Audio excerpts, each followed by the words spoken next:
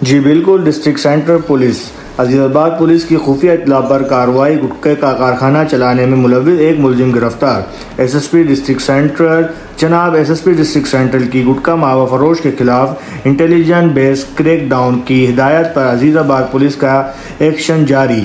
بمقام نز کراچی حلیم والی گلی اندرون مکان نمبر 130/2 block 2 federal B area Karachi پر ایک شخص کو مزور صحت گٹکا کارخانہ چلاتے ہوئے گرفتار کیا گیا۔ گرفتار ملزم کی شناخت محمد عرفان عرف پپو ولد محمد اسماعیل کے نام سے ہوئی۔ گرفتار ملزم بمقام بالا پر گٹکے کا کارخانہ چلا رہا تھا۔